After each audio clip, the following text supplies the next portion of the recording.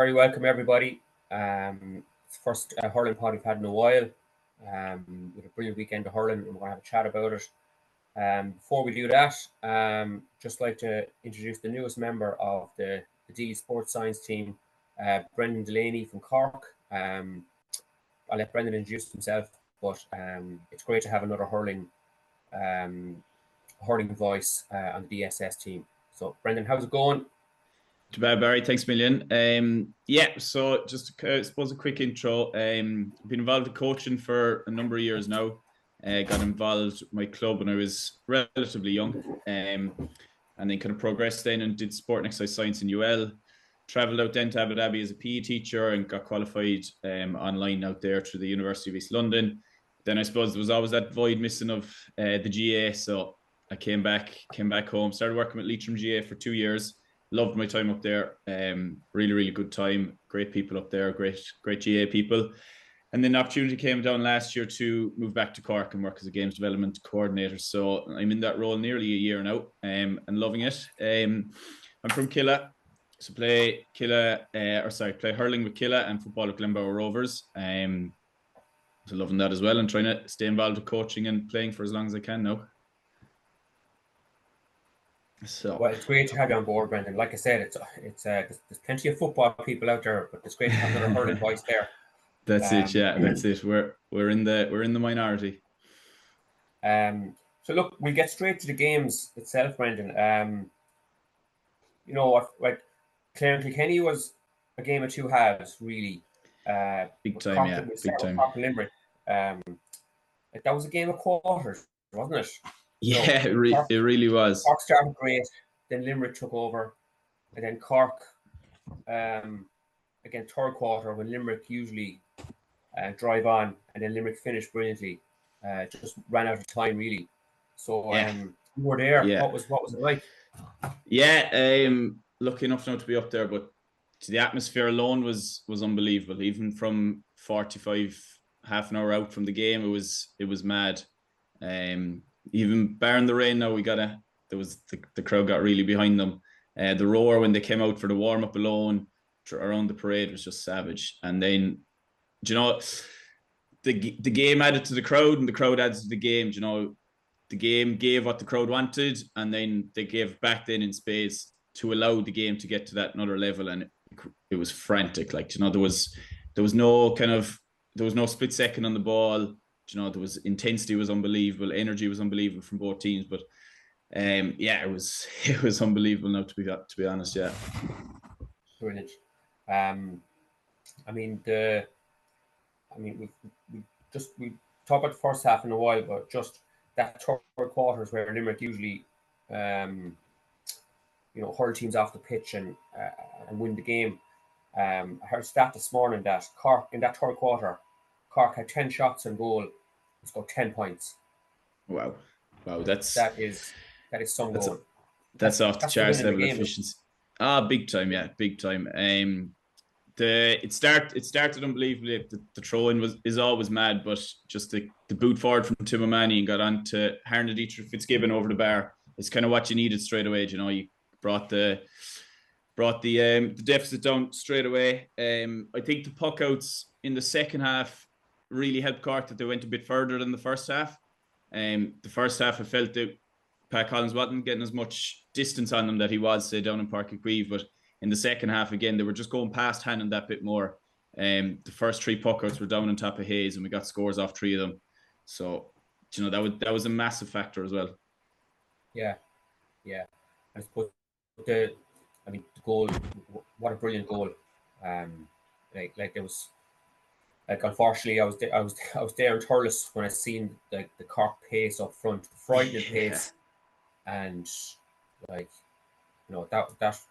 was just pure Cork, that goal, wasn't it? It was crazy pass inside off the shoulder, but the power from Brian Hayes. Yeah. And and he didn't try and lash it. He placed it lovely into the net. But what a player he is. He's a great find now this year, and even the first day he didn't start. And then obviously came into the game against Clare, but he was, I think this game yesterday now, he really kind of shot into life. It was great work out in the wing from, say, Harnedy and Barrett, but then I suppose I actually watched it back today, and you couldn't see it on telly, but Hayes' say backdoor cut we see so much in football, but he really left Sean Finn for dead. Gave Barrett the option inside, and then what a finish as well. Barrett as well on the line. He did it a couple of times where he kind of goes, takes a step to slow down and accelerates again. He did it a couple of times down in front of the Hogan, but in the Cusack twice, and the second one there was nobody inside him, and got a point there just before the end of the first half. But yeah, you're dead right. Hayes' finish was lovely now, to be honest. Yeah, excellent. Just on the you mentioned there he burned Sean Finn there. Do you think that the loss of Barry Nash was one that you could say? Could you point to that maybe why Limerick didn't win, or is it all about Cork? I like Will or somebody had a stat up, or the last game they lost in 2019 against Kilkenny, or last knockout game, was without Barry Nash, and they've won every knockout game since. Bar losing to Cork and Clare last year, and all of those were with Barry Nash. So it just shows how important he is to that team. I thought they'd lose him more going forward, but they definitely lost him defensively. Even just obviously Sean Finn and Mike Casey are big men, but Barry Nash even say his height wise alone would maybe match with Brian Hayes that bit more to allow Morrissey to go with Connolly or Horgan. I thought the matchups from Limerick were they didn't really settle on any of them. Whereas on Cork's side, Cork knew O'Donoghue was on Galan, O'Leary was going to follow Reedy out, or even when Adam English came on, O'Leary went with him, and Downey was on Flanagan or O'Brien when he came in. Whereas Limerick kept chopping and changing. You know, Casey found himself on Connolly, Horgan, Hayes. They all mixed and matched between them, and I don't think any of them really kind of got on top in any of those battles, which maybe you could see why they kept chopping and changing them. Yeah.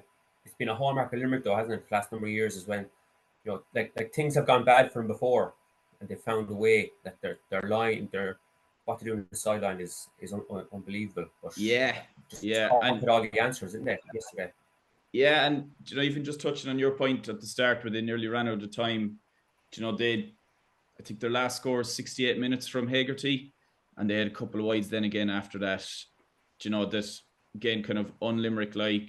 You know, maybe feeling that bit of panic, feeling that bit of pressure of that 5 in a row. You know, you don't know. It's really hard to tell, but they normally do have the answers either from within, and if it doesn't come from within, it comes from the sideline. To be honest, I was quite surprised that they didn't, because Cork lined up the more or less the exact same way they did against them down in Páirc Uí Chaoimh a couple of weeks ago. You know. Just going back to the Barry Nash one, I was kind of going, it'd be a big loss, especially, you know, he probably allows Declan and Hannon to go forward a bit more. But I think was it TJ Ryan said today on their pod that he made a good point that Cork played 3 inside.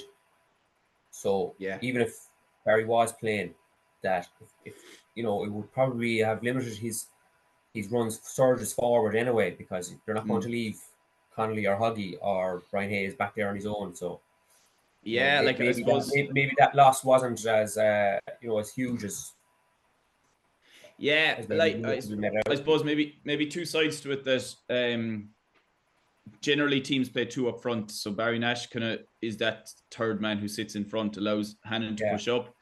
So without that maybe cover, Hannon was maybe isolated that bit more. But if Barry Nash is there, is a Connolly or Hayes going to let Barry Nash do a 1-2 with Hannon and move up the pitch, where he might be happy enough to let a Mike Casey or Sean Finn, who doesn't have as obviously unbelievable hurling skill, but doesn't have the level of delivery or running off the shoulder plays that Barry Nash does.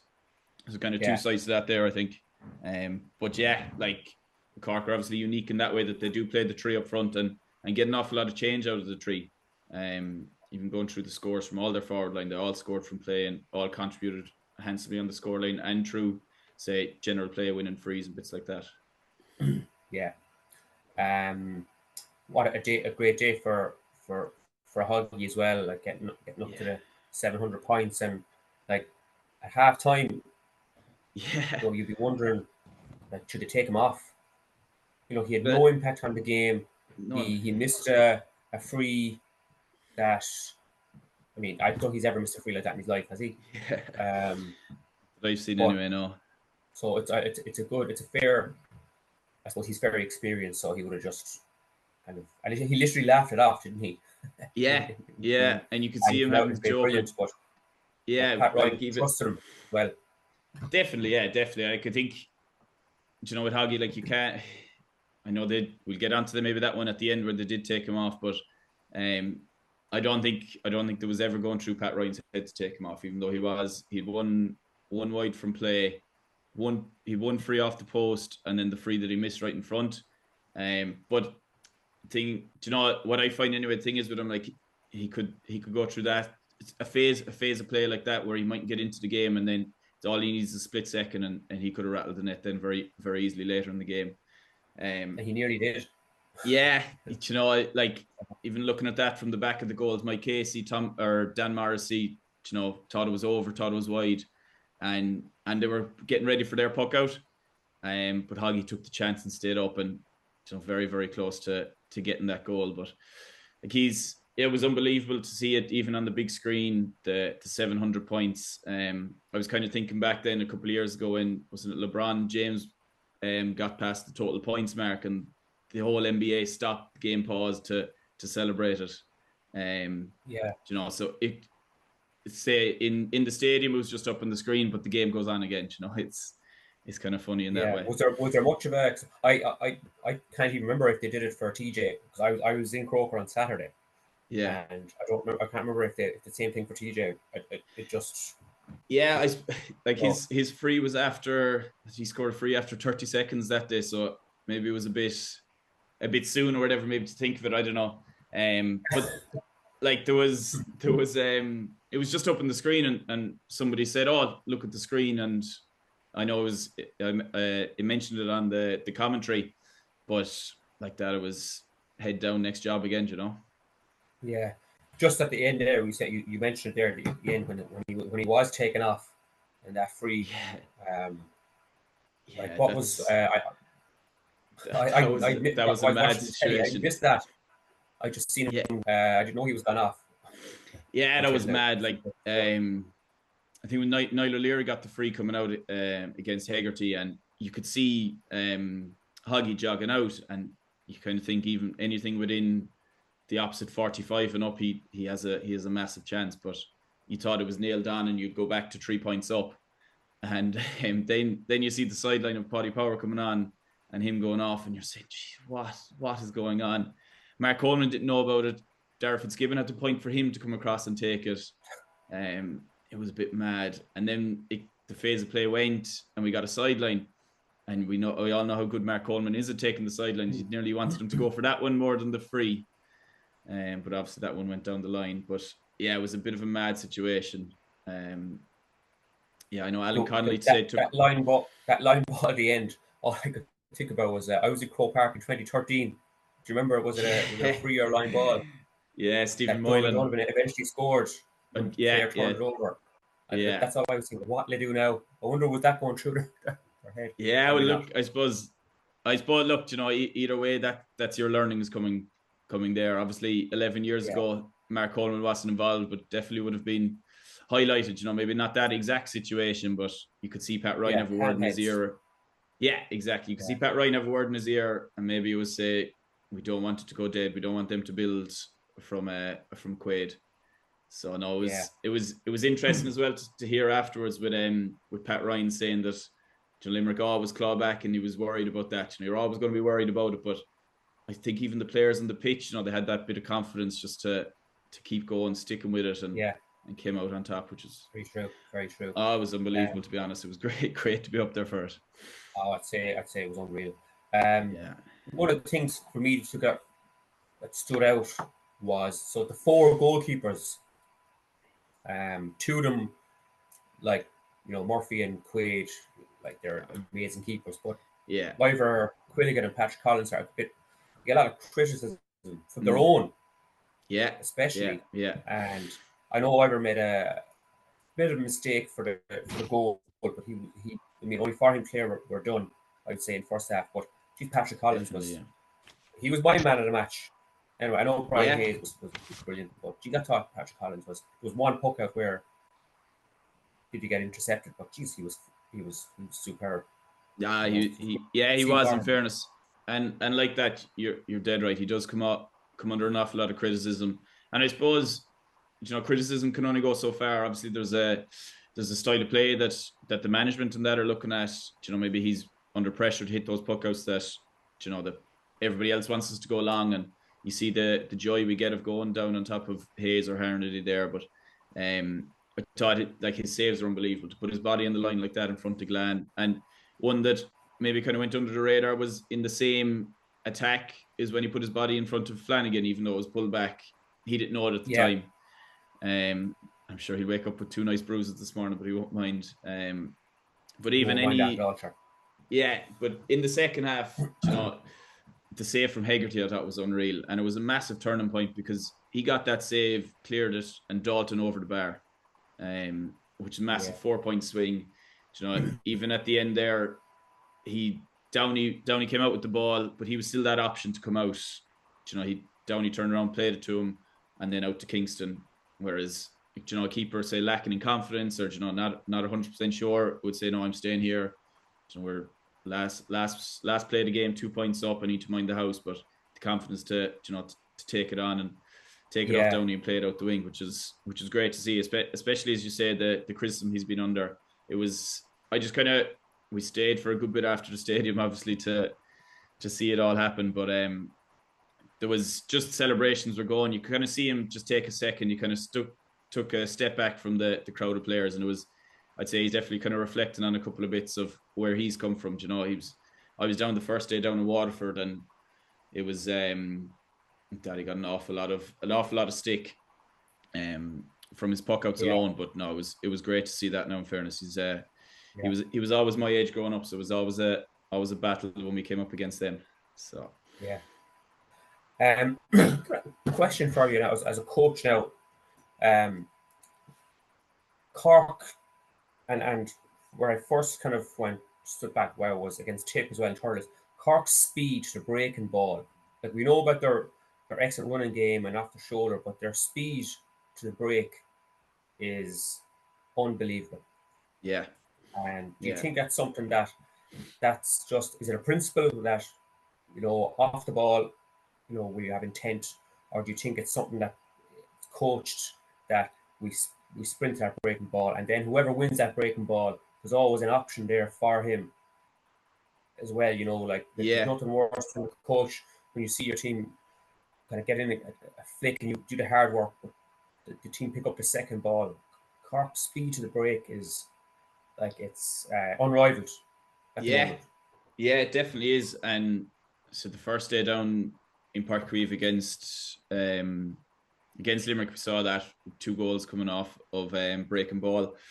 I think, just say, going back to your question, I think the principle of play is a massive part of it. Your intent to get to the ball, get to the breaking ball, but even say from positioning side of things, I find an awful lot. You'd see players, their timing of say getting to the breaking ball is all wrong, that when they land there, they're stood still. So whereas Cork, you can see Harnedy, Dalton and Barrett, when it goes over their head, they're in prime location to hit the break at top speed. So so they might go short for that one, but they'll turn and they have that 20 yards to build up the pace.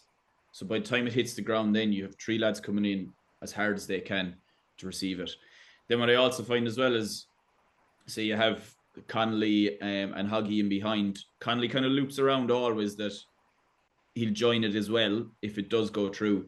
But say the next phase of Fitzgibbon and O'Mahony yesterday, or Ethan Toomey the last couple of days. So it's coming in waves as opposed to everybody coming at the same time.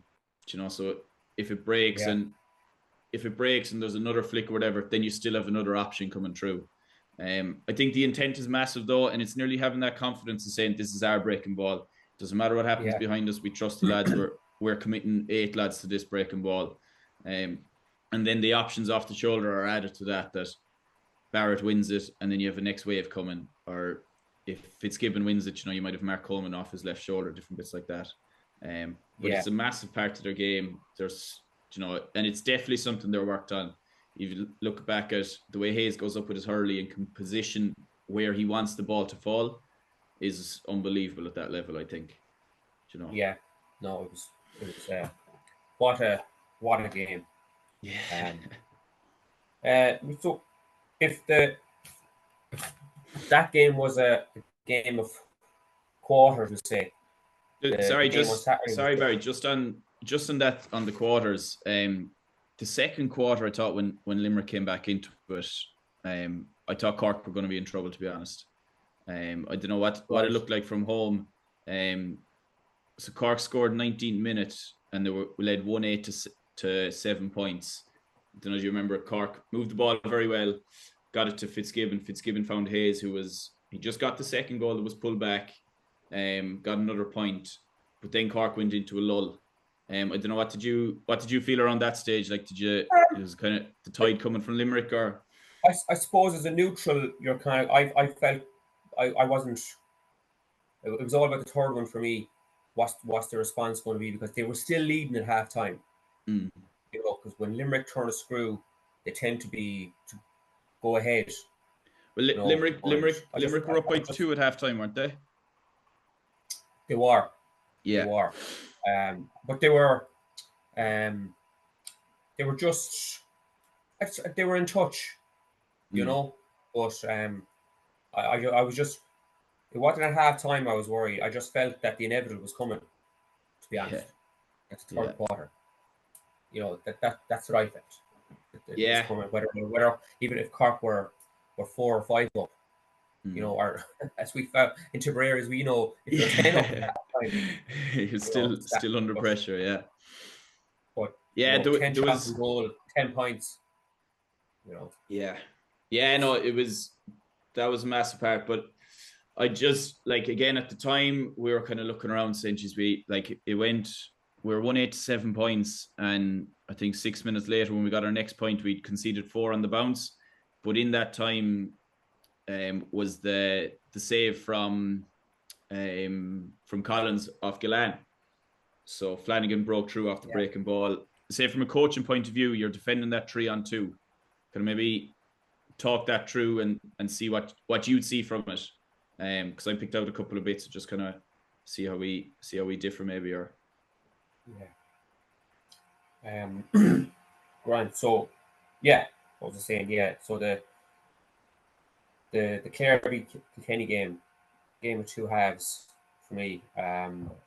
Obviously, the game of 2 halves. Kilkenny looked, just from where I was sitting, Kilkenny looked like they were hurling better. It was slicker. They were winning even when Clare kind of won a break, Kilkenny just won it back straight away, or their stick passing was much better. Those times when the Clare lads were like, John Conlon had a really good game. He made some brilliant blocks, important blocks, but he had a couple of stick passes that were one over the sideline, 1 or 2 to feet. There were times when the ball, I think David Fitzgerald got a ball off someone. He was in 8 oceans of room, but it was still a terrible pass to him. And it slows everything up. So definitely a bad ball around the middle third, even if it's you still win it, probably slows up the play. Is that the run that was made by Aidan McCarthy or David Reedy would have been telegraphed then, that kind of way. And that was all going wrong for the player. And obviously, Ever Quilligan kept him in it. And then Clare come out second half. Looked like kind of man to man. It looked like Lohan obviously went, lads, is this going to be it? Yeah. And they came up with the answers. Then they got a sucker punch at a goal. I thought that was it, to be honest, after that. I wouldn't be exactly neutral for that one. I've serious Clare connections. Mum and Dad are Clare people, Clare hurling people. Okay. I thought that was it, to be honest. But Kilkenny didn't score for the last 17 minutes of that match, or 17 or 18 minutes. Jeez, wow! I didn't pick up on that now. Just like, say, I've never seen Limerick bossed in the third quarter. really were. Yeah. I've never ever seen Kilkenny like that. Because Mm. they were hurling so well. Now when Clare pushed up, they allowed Kilkenny to take Owen Murphy's puck out, and then they launched ball at top of John Conlon and David Mack, and I just thought it was I don't know what they needed to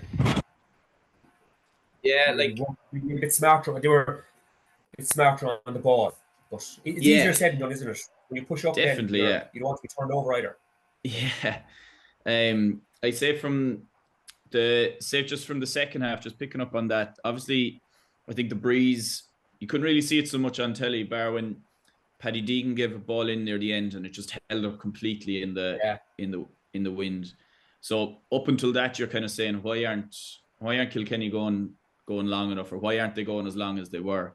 And I just made a point on the first puck out that Kilkenny took in the first half. They worked it through the lines. So they got to the cornerback, out to the wing back through Mikey Carey, I'm sure it was. Hugh Lawler came again and played it inside. And then that was the only one that Kilkenny built from the full back line to the half back line into the full forward line. Everything after that, then Clare kind of seemed to just cut it out. So they allowed the puck out to go, and they put no pressure then on because they knew it wasn't going far enough to hurt them the other side, which allowed, say, your wing forwards to come back, midfielders to come back and just crowd that area. yeah. Because Because I remember they did kind of work it a bit.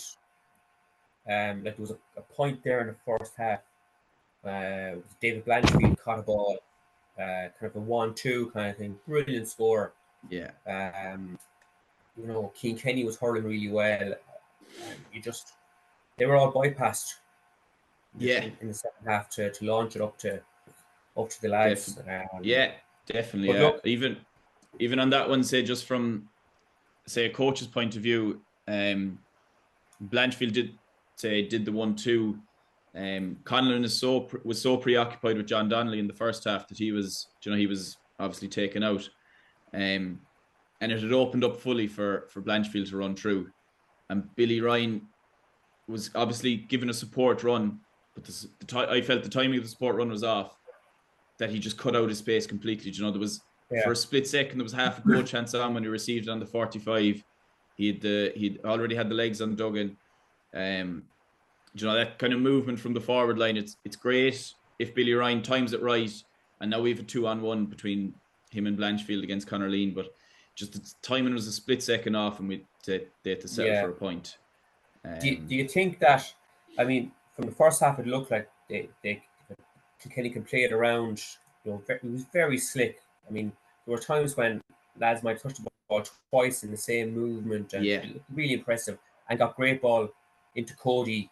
But in the second half, that stopped. But do you think that it was more of Clare put some pressure on them and they weren't able to do that, or do you think Kilkenny just went back to maybe type, maybe to the team, the great team that came before them, where like most teams, it was just launch it up to forward, win your own ball, or was it? Yeah, I suppose again, like when I was looking at it, I said the delivery inside wasn't as good, but I felt it was more from the pressure outside from Clare. They were in their faces all the time, and they were tracking the runs that bit better. So as you said, they weren't getting that twice involved in the same play because that option was gone because there was a hit, and then they were tracked. Whether if it was say Colin Malone tracking, or David Fitz tracking, or Peter Duggan. I just felt that was cut off from that, so it meant then that the striker was say a 1-on-1 and really had to get the accuracy pinpoint into the wind. Obviously, we know how difficult that can be as well. I felt that was that, as opposed to them just kind of going back to the old ways, say, of Kilkenny of say, hit it up and let the lads figure it out, is what I felt. I suppose ultimately, Brendan, it came down to the benches, didn't it? Clare got some bounce off. Ryan Taylor. I thought he was phenomenal. Yeah, he's a huge player for them. A huge loss to them. His loss was really felt in the Munster final for me. This guy is an absolutely brilliant hurler. He's great, great engine. Obviously, he was, say, used for only 20 minutes, so he obviously doesn't have the engine yet for 70 after being out for so long. Of But course he not. covered so much ground. He covered so much ground. He was at every breaking ball. I felt, to be honest, at the time when they were taking off Colin Malone, I thought they'd lose that. I think Colin Malone does unbelievable work. You know, nearly in the same bracket as Will O'Donoghue with the work he gets through without getting the plaudits for it. I thought I honestly, at the time, I thought that was a mistake and thought they'd lose that, but I thought Taylor was unbelievable, and his use of the ball is so good. Just small little layoffs just to set up quick, easy score tap over, was excellent. To be honest, I thought he was going to put him on at half time. Yeah, well, he said afterwards. He said afterwards he didn't have enough subs to make. He wanted. He said he could have taken 6 or 7 off. Yeah, he did. Someone did. Yeah. I suppose. Yeah, trust the lads. And then, but they got a good bounce. Ian Galvin. He's an unbelievably. Everybody knows he's a good hurler, but I think he's underrated. His skill levels are. I've seen him up close for Clonlara in Clare Championship and in the Munster Championship. Unbelievable player. Even Aaron Shanahan got on a ball. Went off to Rogers, or was it Kelly? Yeah. Anyway, he was involved in a score. A brilliant bench impact from Clare. Not so much from Kilkenny. So something that Brian Hogan was kind of lamenting there. I was just listening to it before I came out and chatting to you, Brendan. That they went back to their tried and tested, back to Wally, back to Conor Fogarty, and that. I thought that would have been a game for someone like Jordan Malloy to come in. Just something different, I suppose. Give the Clare lads something different to think about, They just really didn't get that bounce at all from the bench. And even say from their forwards alone, like Billy Ryan got 1-2, like he was very good. Cody got the goal, which was absolutely phenomenal. But other than that, Hogan did excellent on him. Adrian Mullen, Adrian Mullen was so good for so long, and then just I think he got blocked twice and hooked once, which again is not something really associated with him because he's such a good striker on the ball. He was carrying an injury. I know that for a fact. I did. So there was a bit of a calf strain there. So that does. He's such a brilliant player. That kind of does explain maybe. But I think as well. Say definitely for 60 minutes it worked well. So Deegan picked up Kelly wherever we went. You could see really from the telly anyway. I don't know, when he went into half forward, did Deegan follow him? I'll have to watch it again. I that's what I felt, because it looked then like Mikey Carey went to midfield following Davy Fitz, but like Deegan normally will pick off your 2, 3, sometimes 4 points a game. I kind of felt they lost that bit of something extra coming from midfield that they normally get, or even the half back line if he plays there. And then Kelly really came into the game then the last 10 minutes. He got on a bit more ball, and he got 2 points from playing near the end, which were massive. Like all great players when you need them. There's a bit of commentary on social media, on the Twitter, about him being going missing, and I thought he got 3 points in the second half. Crucial scores, great players like him. He's a big play type player, like in a phase of play he can do something amazing, and the crowd really get behind them, and then it's a point, and that point feels like 2 or 3 points against the opposition, and for Clare or any team that has that type of player, that the noise is so big that the crowd thinks that the opposition nearly feel that, geez, that was a much bigger score than just 1 point. And Kelly is that type of player. He's such a marked man. I mean, he can't be scoring bucket loads every day, and he rode the Rolls Royce hurler every single match. When he gets that much close treatment, I always used to say, thank God I was never good enough to be man marked for any stage of my career. He's the best ever. To get that close treatment wherever he goes, whether it's corner forward between say 8 and 15, wherever he goes, he's man marked, and he can still do those magic moments.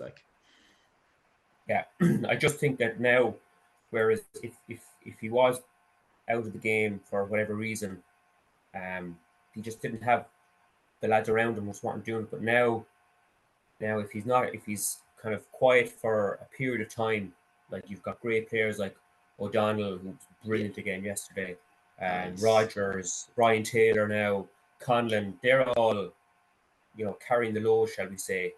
Peter Duggan with a brilliant second half.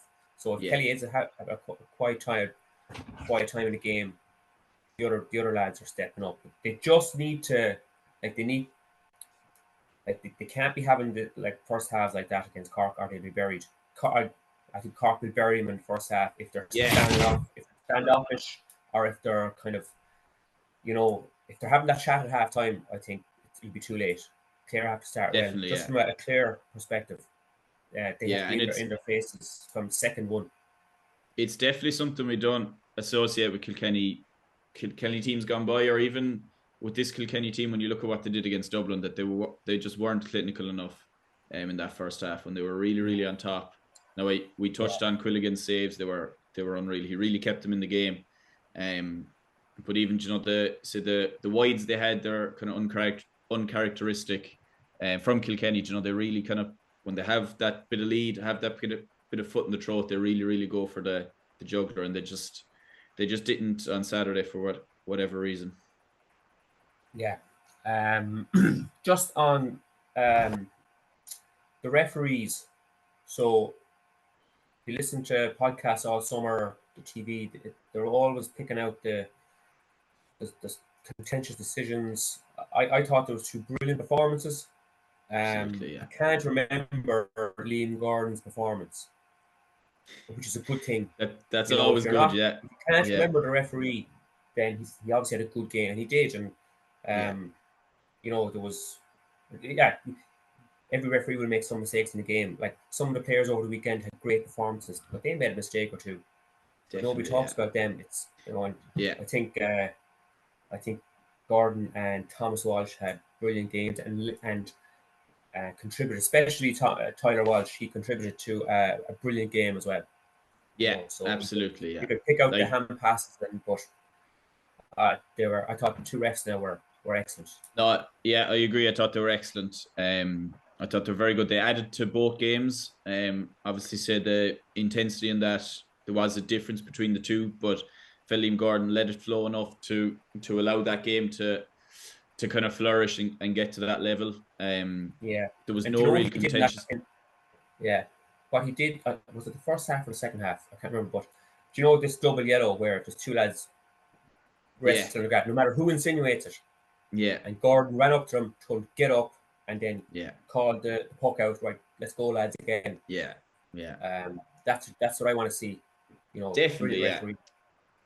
No, I do. I really like Liam Gordon. You can see the respect that the players have for him. That, do you remember, say, Cody went through and he was fouled, and then there was a bit of retaliation that Gordon was getting ready to throw the ball in, and you could see Cody kind of speaking back, and just the hand goes up and he says stop, and then you can see Cody just stop and listen. Then, so that level then is massive. That level of respect from the players really shows the level of referee. I feel. In that game in particular, very good. And then on Thomas Walsh as well, like he was excellent. I know there was, in the Sunday game last night, there was all the hand pass stuff. Like Darren Maloney said in commentary, like you need to paint the picture for the referee. The rule is a clear separation. If it's not clear, I don't think there can be too much people giving out about it. I feel if we've the benefit of replays, zoomed in, slow motion, the referee doesn't see that, Yeah, and I mean, there was one Mossy Kyogan in the first half had this brilliant revert for sure. We only saw they actually showed it in the big screen, and obviously it was a hand pass, but there's no way you can see it. Now the argument is that, but then don't call it then if you're not. But I don't know. I just think it's maybe the referees are under pressure with the ruling in the word book, or sorry, the wording in the rule book, that it says a clear separation, and if you don't give clear separation, the referee is entitled to blow. Fair enough. But look, I don't think it's worth going on about. I think there were unbelievable performances from the referees, and they really, really added to the game, to the both games, which is always good. I don't know who's going to get the final now, because I'd say Colm Lyons would have been in the frame. Obviously not now. But yeah, we might take him yet. There'll be no harm. Yeah, look, I don't know. It's hard to tell really. I suppose it'll have to be kind of maybe obviously from outside of Munster, I'd imagine.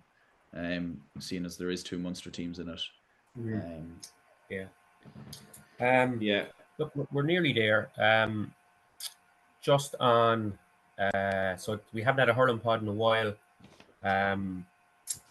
The minor, just about referees, the minor final, Tipp and Kilkenny, young fellas, 15v13, and Tipp come out with a win in Kilkenny. It was it was the best Tipperary performance I've ever seen. Wow! And included all the. I was lucky to see us winning a few All-Irelands. 2010 was an unbelievable day, but that was top 3 for me performance-wise, given what they had. Do you want to talk us through the performances? You say when they went to 13 men, do you know what did the lads do, or what did the players do to get that performance out of themselves? Well, I suppose as a team they were very composed on the ball. They just used the ball brilliantly. Their full back line were excellent. Our captain, Cathal O'Reilly, from Holy Cross, who lifted the John Doyle Cup a few weeks before that. John Doyle being a Holy Cross man. Cathal is a small fella. Doesn't go to one of the big hurling schools. He goes to school in Thurles, but not the Thurles CBS, which are they'll be one of the favourites for Harty next year. Yeah. He was unbelievable. What a terrific player he is. The entire defence were very good. There's a lad called Tyrone Ryan in midfield who was everywhere. He was he was a mix between, Will O'Donoghue kind of Terminator stuff, but his hurling was superb as well. Yeah. Even the goal that Billy O'Brien got, cornerback Patrick Ryan from Barcelona, he, the blood is up, you're pumped, but he gave a beautiful ball in. Yeah, it was a great pass in. Yeah, set up the goal, and even the goal he got, the dummy he threw. I'd say he nearly believed he was going to pass it. It was such a good dummy. And buried it. Then it was such big moments, and then hopefully a star of the future. Ewan Murray, who is under 17 next year again, as is the other boy, the Mullins, probably the star of the Kilkenny team. Aidan's brother, Jake Mullen. But Ewan Murray was terrific. He was everywhere. He come with big moments the whole championship. When that Galway game, wasn't going well for Tipp. He's got the goal, and he just looks like a magician on the ball. So I'm not going to compare him to any players. He does look like a few certain players for Tipp seniors, but he's only he's minor again next year. But what I thought was just unbelievable was, as you said, the level of composure, but just how confident they were in themselves to, you hear all that, stick to the process, stick to the plan and all that, but they did, and it just goes to show how beneficial it is. So they didn't panic, they didn't, when there was, say, situations where it was 2v1 up front, there was no kind of cribbing or anything like that. They really dealt with the whole situation very well. And I suppose, it just shows how important it is during our coaching sessions to practice with -1 or +1, or even in this case -2. How beneficial it can be. Absolutely, yeah. And I suppose the last thing I'll say on the minor was that they kind of reflected their manager, because this is not the first time that a team of Woodlocks has. 2 years ago when we won the minor, there was twice, maybe 3 times, definitely twice that year that Tipp were dead and buried. And they found a way, even against Galway when they weren't hurling at their best. And remember, we were a man up that day. They just found a way. They got the last 3 points in play in extra time. Brilliant. And then, they found a way again. And it's a sign of a great team, but also a great relationship between the players and the coaches, to dig out that type of performance. And especially for young lads, who if a senior team did this and they've been hurling together for 5 or 6 years at senior level, you could say that's understandable. They'll go to the well for each other, no problem. But for a group of lads, this is their first time ever playing that group together. It was as in this year, it was unbelievable to see. It was savage, in fairness. So, looking forward to 2 weeks' time, Brendan. The All-Ireland. I'm not going to ask you who's going to win it because I know the answer, I guess. But so why are Cork going to win?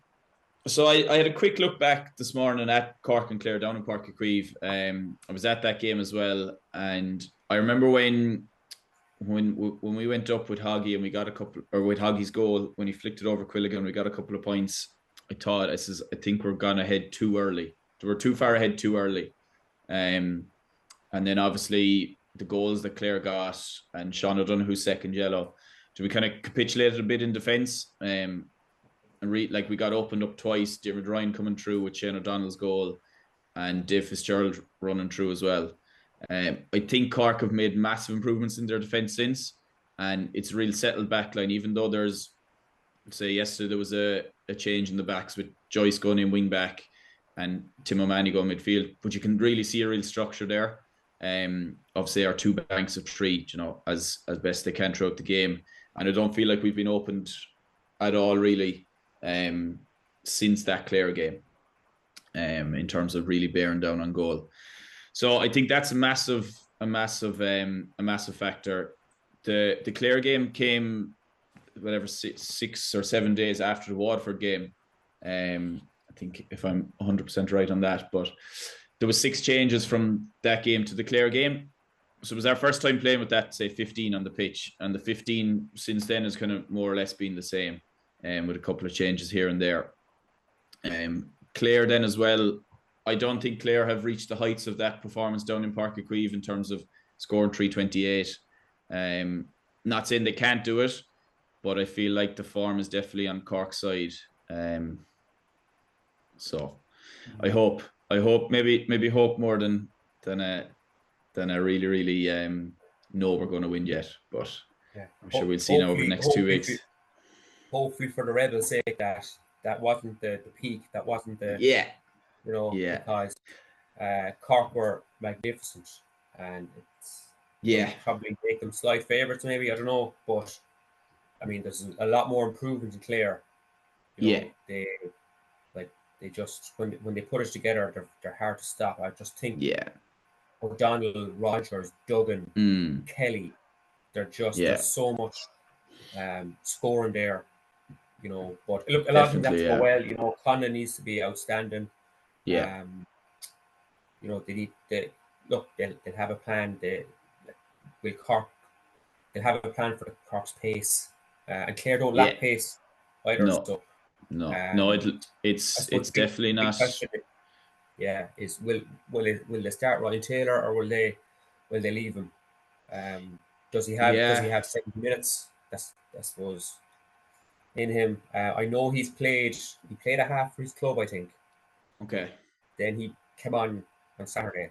So I suppose building towards that, and between your AVBs over the next 2 weeks, obviously it's very hard to emulate that, say 70 minutes of real championship knockout hurling in your AVBs, but if they're competitive enough, and you're getting enough say hits and contact, he might be able for 70.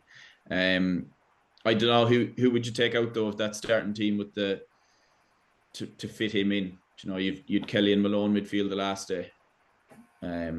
It's a fair question. Do you say Malone had a good first half. Davy Fitz, he has been this from my Clare, I suppose, information is that he's been suffering with a cold. It's just hard to shake it. Okay. So maybe that's maybe take some of the energy out of him. So Yeah. hopefully for Clare's sake that he'll be okay. He'll be fully right. The answer is, my view is that no, you don't start him. That you bring him on. You know, bring him on. I'd be thinking the same. Yeah. Yeah. They got a massive bounce when he did come in. And you know, not saying they will need that, but I think every team needs a bounce at about kind of 50 minutes, you know. Especially with how intense that game will be. You know, there's going to be it's going to be massive energy, massive intensity from minute one. So if you can get 50 minutes hard out of, say, a Cathal Malone or whoever is in there, and then spring Ryan Taylor, that's the last thing a midfielder from Cork would want to be seeing, a full of energy Ryan Taylor come in. And just like the Clare halfback line, we'll want to see Shane Kingston coming in. Yeah. Well, you know. So look, we'll leave it at that, Brendan. Thanks for joining us on the pod.